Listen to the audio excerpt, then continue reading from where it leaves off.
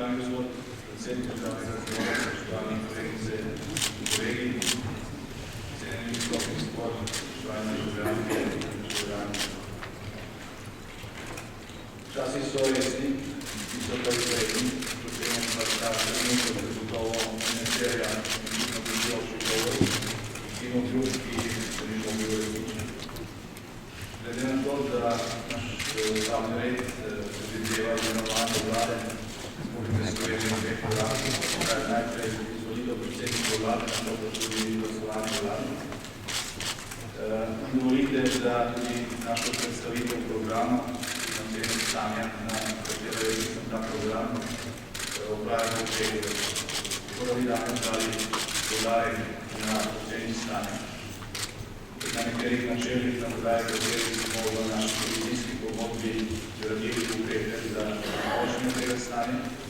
O predstavitvi vladne ekipe, še danes tudi vaše zaupanje, smo se dovedeni politike predstavili tudi podrobnejši vladni program, kot smo ga dobili v policijski pogodbi.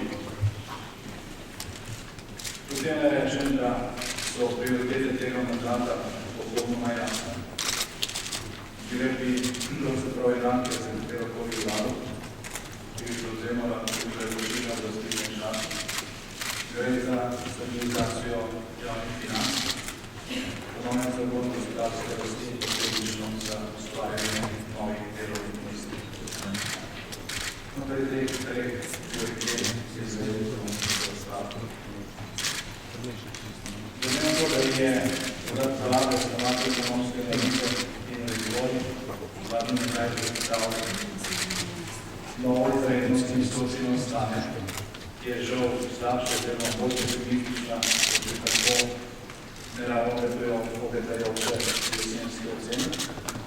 Mi dovolite, da najprej predstavim tudi s pomočjo na ekranu video zdravstvene prezentacije, okolje, v katerem Slovenija veliko predstavlja večino nas. Na tej prvi sliki imate graf, ki prikazuje podaljšanje gospodarskih obetov za Evropsko monetarno unijo, za evroobmočje, katerega delate v Sloveniji od januarja leta 2007.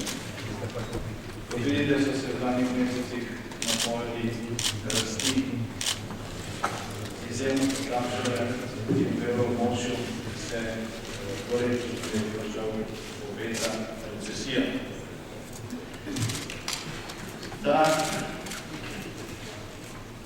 Ta projekt oziroma ta napoved za evroobmočje so da pomembno, ker je Slovenija vpeta v skupni evropski monetarni trg, ker je za področje evroobmočje in ker so seveda države, ki so še naša skupna valuta, se pravi evro, tudi naše države. Na naslednjem prikazu je zimska napoved vladnega urada za Slovenijo za leto leto. Je tudi projekcija za leto 2013 in seveda tudi ocena oziroma prikaz rasti v leti 2010 in 2011. Smo imeli leta 2010 1,4% gospodarski rast in če je ta lani pada na 7,5%, je za letos napoved še manj ugodna. Povedana je rast 20%.